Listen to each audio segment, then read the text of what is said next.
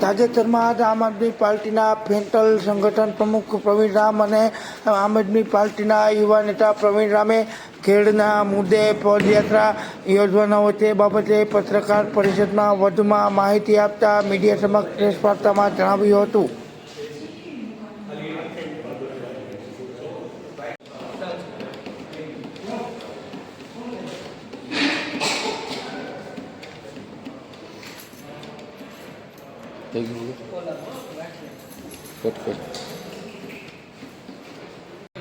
Okay, નમસ્કાર મિત્રો. આજની પ્રેસ વાર્તામાં તમામ મીડિયા મિત્રોનું હું સ્વાગત કરું છું.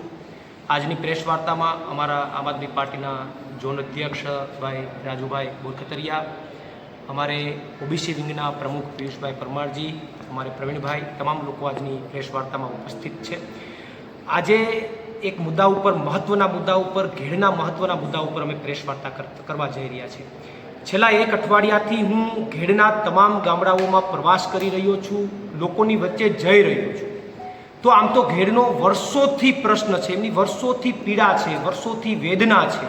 પણ આ વર્ષે દર વર્ષે કરતાં વધારે નુકસાની છે. અનેક જગ્યાએ પારાઓ તૂટી ગયા છે, અનેક જગ્યાએ ખેડૂતોના ખેતરો ધોવાણ થઈ ગયા છે, સદંતર પાક ફેલ થઈ ગયો છે. આ તમામ વસ્તુઓ જ્યારે મેં મારી નરી આંખે જોઈ,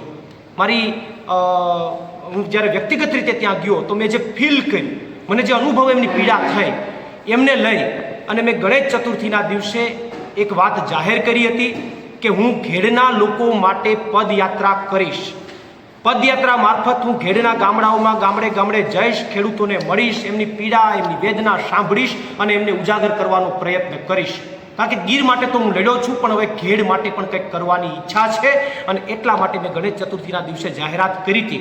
પણ આજે હું પ્રેસ વાર્તા કરીને એને સત્તાવાર જાહેરાત કરી રહ્યો છું કે આ પદયાત્રા એટલા માટે અમે કરવા જઈ રહ્યા છે ને પદયાત્રાના મુખ્ય ઉદ્દેશ્ય એ છે કે ઘેડના અમારી માગણીઓ, આ પદયાત્રાની માગણીઓ જે છે એ આપને હું અત્યારે જણાવી દઉં કે ઘેડમાં જે વર્ષોથી પાણી ભરાવાના પ્રશ્નો છે, ભાજપના નેતાઓ દર વખતે એવી વાત કહીને છટકી જાય છે કે તો રકાબી જેવો વિસ્તાર છે, રકાબી જેવો વિસ્તાર છે.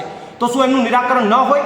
નિરાકરણ હોય ત્યારે આ બધા મુદ્દાઓને ધ્યાનમાં રાખીને અમારી માગણીઓ જે છે પદયાત્રાની માગણીઓ એ મુજબની છે કે કોઈ પણ ખેડૂતને, ઘેડના ખેડૂતને અન્યાય ન થાય એ રીતે આ સમસ્યાનું કાયમી નિરાકરણ કરવામાં આવે. આ સમસ્યાનું કાયમી નિરાકરણ કરવામાં, નદી પહોળી કે ઊંડી કરવામાં આવે તો એમની આજુબાજુમાં કોઈ ખેડૂતનું ખેતર કે એમનું મકાન જો જતું હોય તો એમને માર્કેટ મુજબ ભાવ આપવામાં આવે. ત્રીજો અમારો મુદ્દો એ છે કે આ વર્ષે સદંતર પાક ફેલ અને સદંતર જમીન ધોવાણ છે, ત્યારે આખા ઘેડને પૂરગ્રસ્ત જાહેર કરી અને એને સંપૂર્ણ 100% સહાય આપવામાં આવે. ત્રીજો અમારો મુદ્દો એ છે કે ઘેડના 12 થી 14 જેટલા ગામડા છે કે જ્યાં દેશ આઝાદ થયો અને આજ દિન સુધી એને પીવાનું મીઠું પાણી પણ મળતું નથી, મોરા પાણી પીવાના મળે છે.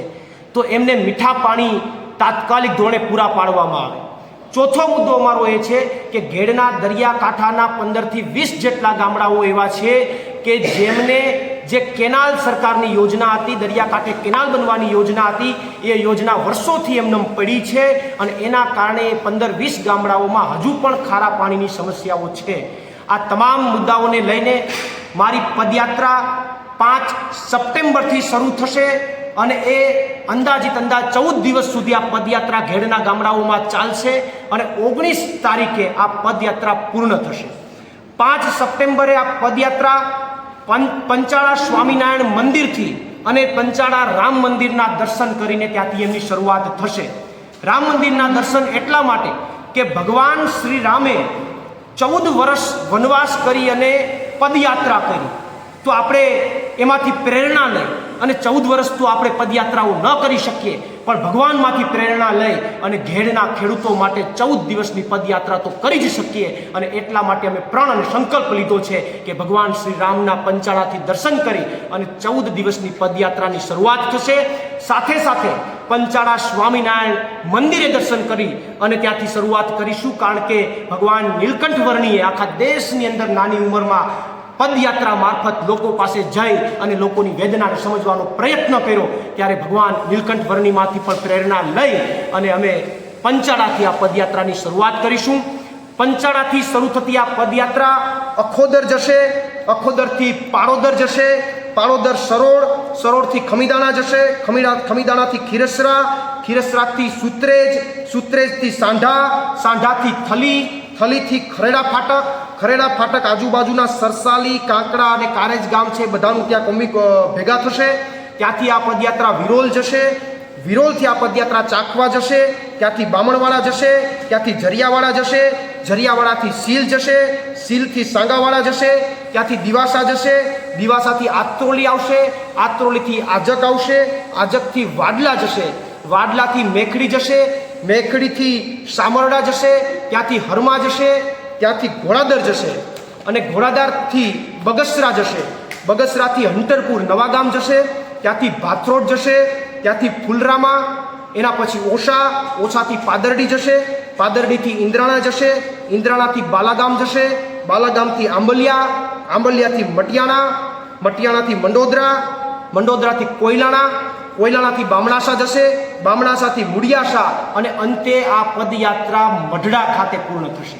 કારણ કે મઢડા એક શક્તિનું કેન્દ્ર છે, માતાજીનું એક આસ્થાનું, સમગ્ર વિસ્તારની આસ્થાનું કેન્દ્ર બિંદુ છે. ત્યારે આ અંતે પદયાત્રા મઢડા ખાતે પૂર્ણ થશે.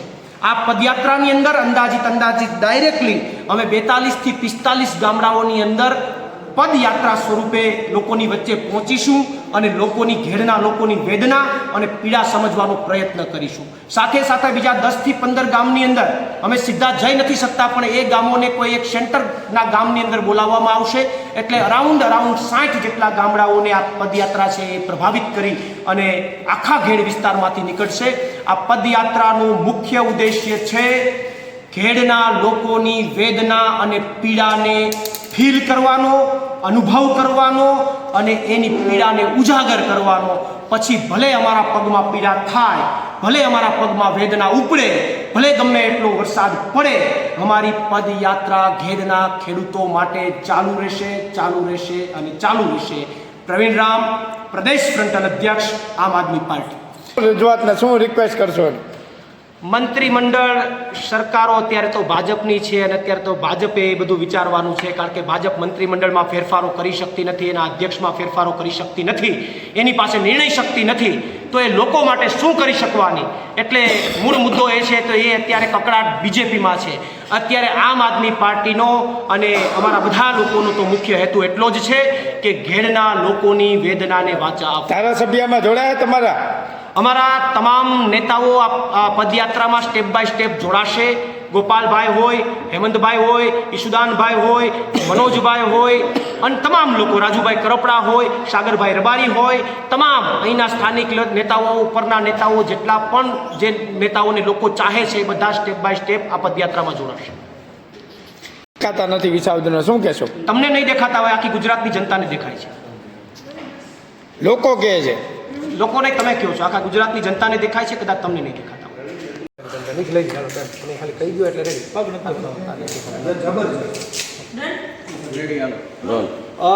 આજ રોજ એક ઘેડના લોકો માટેના એક કાર્યક્રમની જાહેરાત અમે કરવા જઈ રહ્યા છે.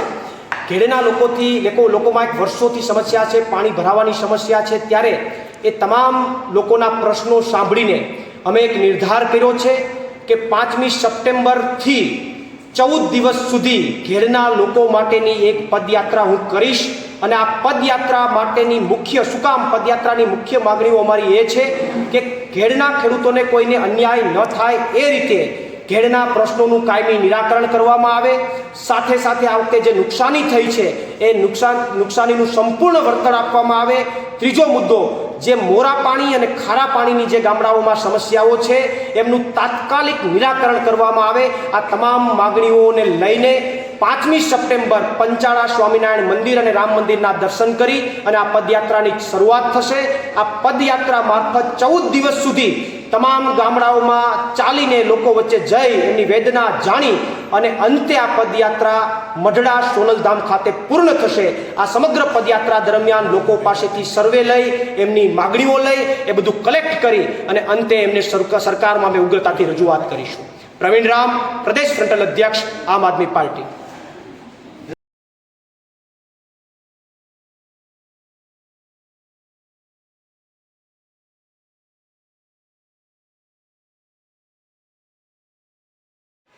તાજેતરમાં આજે જૂનાગઢ શહેરમાં જલારામ સેવા સમિતિ દ્વારા એક પ્રેસ કોન્ફરન્સ યોજવામાં આવી હતી ને જલારામ સેવા સમિતિના બહેન દ્વારા જણાવવામાં આવ્યું હતું કે દર વર્ષે જૂનાગઢમાં નવરાત્રિ મહોત્સવનું જલારામ સેવા સમિતિ દ્વારા આયોજન કરવામાં આવે છે તેમ આ વર્ષે પણ જલારામ સેવા સમિતિ દ્વારા પ્રાચીન નવરાત્રિ મહોત્સવનું ભવ્ય આયોજન કરવામાં આવ્યું છે. આ અંગે મીડિયા સમક્ષ પ્રતિક્રિયા આપતા જણાવવામાં આવ્યું હતું કે જ્યારે જલારામ સેવા સમિતિ દ્વારા દર વર્ષે જેમ આ વર્ષે પણ સેવા સમિતિ દ્વારા આ નવરાત્રિ મહોત્સવનું આયોજન કર્યું છે તેમને બિરદાવવામાં પણ આવ્યું હતું. સાથે સાથે વિશ્વ હિન્દુ પરિષદ અને બજરંગ દળના કાર્યકર્તા અને વિશ્વ હિન્દુ પરિષદના વિભાગના મંત્રી વિપુલભાઈ દ્વારા પણ મીડિયા સમક્ષ વધુમાં પ્રતિક્રિયા આપતા જણાવવામાં આવ્યું હતું કે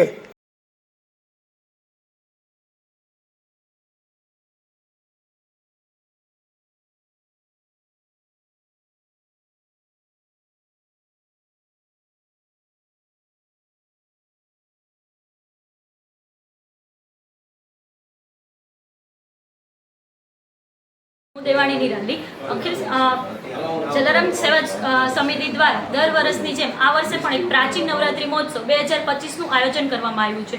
આ આયોજનમાં રઘુવંશી સમાજની દીકરીઓને ભાગ લેવા માટેનું નિમંત્રણ આપું છું. જે 1/9/2025 ને સોમવાર સુધીમાં જે કોઈને ફોર્મ ભરવાના બાકી હોય એ આવી અને ઓફલાઈન જે સંસ્કૃતિ એપાર્ટમેન્ટે 6 થી 8 પ્રેક્ટિસ પણ ચાલુ કરી છે.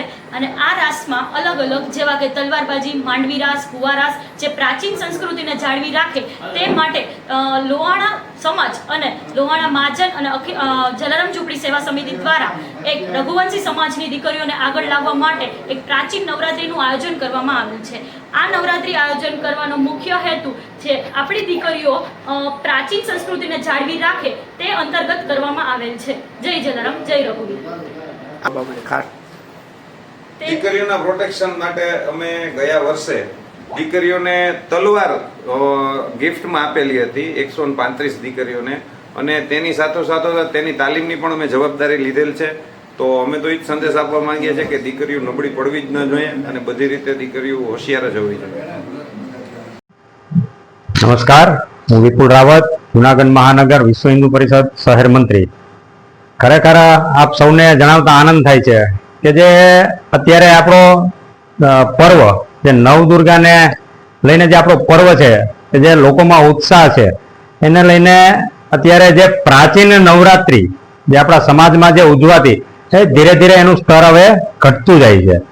તો આ સ્તરને મહત્વતા આપવા માટે લુહાણા મહાજન સમાજ દ્વારા લુહાણા મહાજન વાડી ખાતે પ્રાચીન નવરાત્રિનું આયોજન કરવામાં આવેલ છે કે જેમાં ફક્ત અને ફક્ત બહેનો, માતાઓ તેમજ દીકરીઓ અને બાળાઓ માતાજીના સાક્ષાત સ્વરૂપ સાથે ત્યાં ગરબે રમશે અને સમાજમાં એવો સંદેશ આપશે કે ખરેખર આપણી જે નવરાત્રિ મહોત્સવ છે એને કઈ રીતના આપણે રમતા જે શરીરે જે રમાતી એ ધીરે ધીરે બંધ થતી જાય છે. તો એનું મહત્વ હવે સમાજ દ્વારા પોતે સમાજમાં જાગૃતિ આવે, દીકરીઓમાં શિક્ષિત રહે, દીકરીઓમાં સંસ્કાર જળવાય એ નિમિત્તે લુહાણા મહાજન સમાજ દ્વારા આયોજન કરવામાં આવેલ છે. બહેનોને ને ભાઈઓને હું સંદેશ આપો, ખાસ કરીને પ્રાચીન ગરબીનું મહત્વ આપતું હોય છે. પ્રાચીન ગરબી ને ડિસ્કો દાંડિયા બંધ પ્રાચીન ગરબીના મહત્વને લઈને હું કે બહેનોની સુરક્ષાને લઈને સવાલ છે. અમને પણ એવું જાણવા મળ્યું છે કે ખરેખર આ જે આયોજન છે એની અંદર બહેનોને તલવાર રાસ, ભુવા રાસ અને માતાજીના જે ગરબા હોય છે એ જ પદ્ધતિથી ત્યાં ગરબા રમાશે. અને શહેરીજનોને પણ વિનંતી છે કે ખરેખર જો આપણે પ્રાચીન નવરાત્રિ જોઈ હોય ને અત્યારના સમયમાં તો એક વખત અવશ્ય આપણે આ ગરબીની મુલાકાત લેવી.